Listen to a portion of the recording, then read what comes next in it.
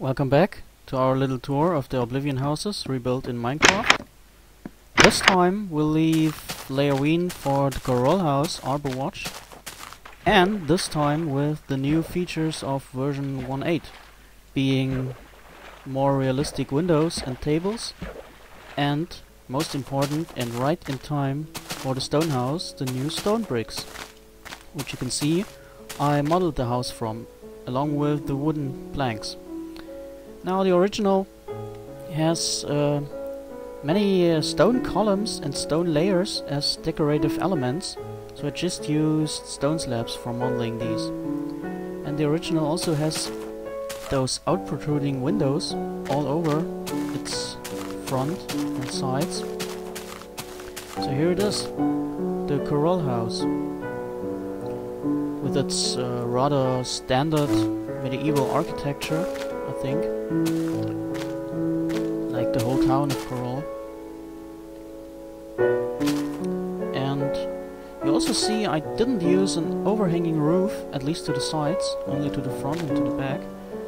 This may seem a bit unintuitive, but it is very true to the original, which also has only an overhang to the front and back and not to the side.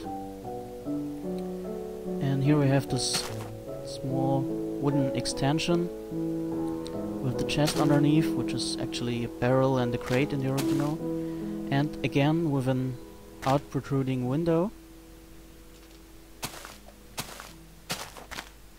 And yes, the back side is not that interesting.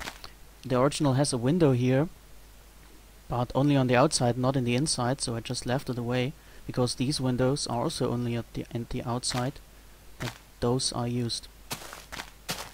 And here this looks a bit odd, but it is still the best compromise that I could come up with, because there is some inconsistency in the inside with the wall, which here you have to have a wall, and on the front you don't have a wall, so there is a little inconsistency, but at least the front side looks very nice. So this pretty much is it for the outside. Here again, this out protruding window, which is also here. And this window is a bit large, and maybe a 2x2 window would have sufficed, but this would have destroyed the symmetry between this upper window and the lower window. So this pretty much was it for the Chorrol house. On the outside, modeled quite closely, I think. Some interesting thing about the name: it is called Arbor Watch in the original because it is at a courtyard with this large tree in the middle, facing this tree. And the nice thing is, this name still makes sense in the Minecraft version, because from this house you can see this lonesome tree up there, as arbor is the Latin word for tree. So this is just by coincidence, but it fits quite well with its name still in the Minecraft version. So here we have the entrance area with this large red rug. This area is modeled quite closely after the original, especially this wall with this bench and the bookshelf and the table with the two chairs. This here has many shelves and crates, I think, in the original, so I just used a double chest. And in this corner there is a table and a bench, which I just replaced with a plant. And here you have the working area. In the original this is a desk with some shelves, so I just used the standard working blocks, the workbench and the furnace, along with a chest with some things in. And here I have a bookshelf, also from the original, I think. Now the original Oblivion house has many small shelves along all the walls here, but this doesn't fit quite well in Minecraft, so I just left them away. But you have this large table now with the new realistic fence pressure plate tables and some chairs around it. Now this plant is in the original, actually it's a wine shelf, but you don't have a wine shelf in Minecraft, and I didn't want to use a bookshelf again, as we have a bookshelf here already. So yes, that's pretty much for the ground floor. Here the paintings are modeled quite closely after the original. I actually left out a painting here, and the original here has many small paintings which I just replaced with a large one and a large one here. So let's go up. First this direction. Now this window isn't protruding in the inside in the original, only on the outside, and all the walls here in the upper floor are made of stone, but in Minecraft you don't have the freedom to introduce such inconsistencies, so I just had to use the wood that is also on the outside, and it makes the rooms a bit more interesting, I think.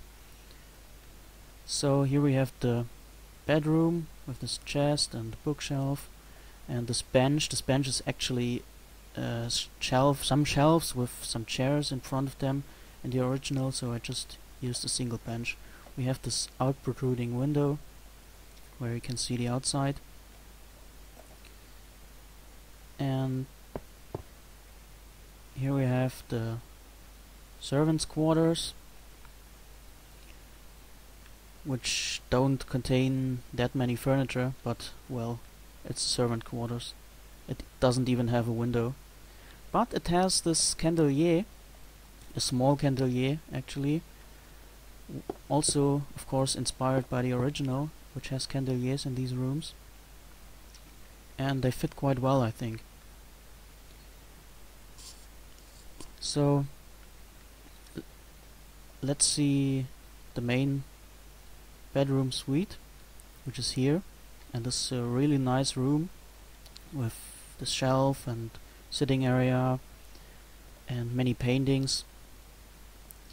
It's a pity again we cannot place rugs in the upper floor, as the ceiling is only 1 block thick. So, and also I didn't place this candelier here from the original, and also here, because as the room is sized by an even number of blocks, the 1 block, or actually odd numbered sized candelier, just would not fit that well here, and here also. And also these windows are not in the inside in the original, only on the outside, but without them the inside would look a bit too boring, and of course also the outside. So this pretty much was it for the Chorrol house. Again, let's take a little look on the outside. It already gets dark, so I think it's modeled quite well after the original. A nice medieval stone house with some wood framings and nice large red rug, and here this large dining table. So, well, the bedroom, servants' quarters. So this was it for the Chorrol house. A really nice one, and also one of the larger ones. Now we come to the more large ones, except for the next one.